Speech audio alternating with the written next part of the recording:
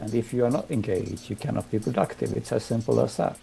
If you are actually worrying here constantly, what is happening to me? Where do I get the money? What is happening with the pandemic? Whatever is happening around the world, if you worry about it within your mind all the time, you just can't be productive or focused.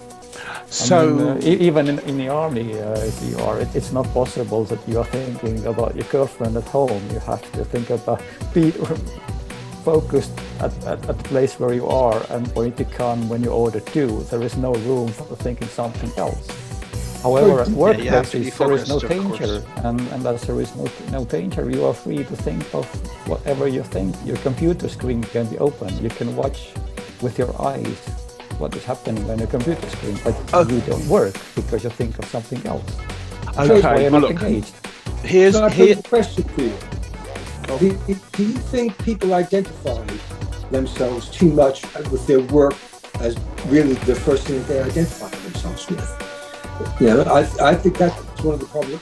People always say, so tell me about yourself. Well, I work and it always seems to be the first thing that I hear from people. They don't tell me about their families, their passions, their purpose in life. They tell me about what they do as work. And I think that is such a real leap right into that negative type of stress that we feel. Because they're always thinking about, I am performing, I'm being observed, I'm doing all these kind of things.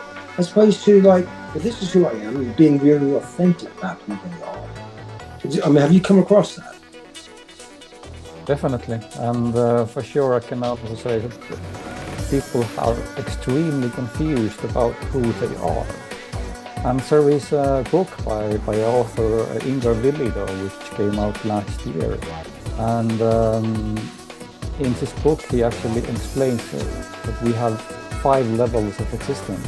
We have a physical body, we have an emotional level where we exist, we have a mental level where we exist, we have a level of awareness, and then we have a true self. Some things that we don't know of, and as our identity is often a mental or emotional level, then we don't even know our true identity. And if we don't know our true identity, then how can we know our true mission in life? Well, that's like the existential purpose of one's life. That's the existential self. It's like, what is the true purpose? Why am I here? Yeah, but you figure it out once you start doing where you are. I mean, if you are dealing with the military, you have one approach of life. If you are working with entrepreneurs like I am working with, or with businesses, you have a little bit different way of life. If you're working with women, you have a little bit different take, like Chris has. So it varies depending where you are, but basically it's a situation you are in and understanding who you are in your core essence. Those two should actually match, and those so, actually define your mission in life. Chris. Sorry, sorry, I was just going to say, I think from an employer's point of view, is that what you're asking? How does an employer pick up on the fact that Yes. there's stress? So from an employer's point of view, firstly, you're going to have a high turnover of staff. Secondly, you're going to have a high incidence of sick days, because people just get overwhelmed, and so the easiest thing to do is call in sick. You're going to have fractious teams because stressed people don't communicate well, and so you get lots of outbursts or infighting.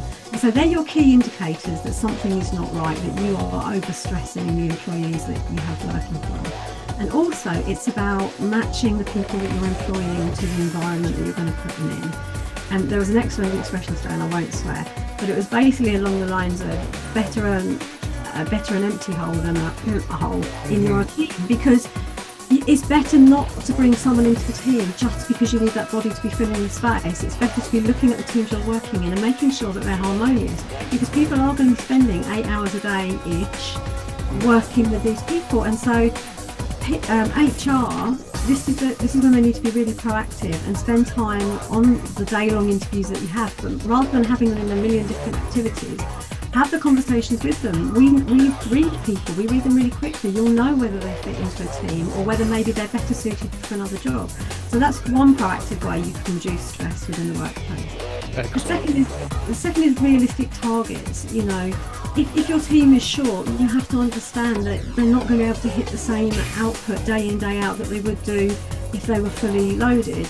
And okay, there are times always when everyone needs to do the extra bit and get something out the door, but you can't expect them to do that all the time. It will cause burnout, and in the long term you're going to lose money.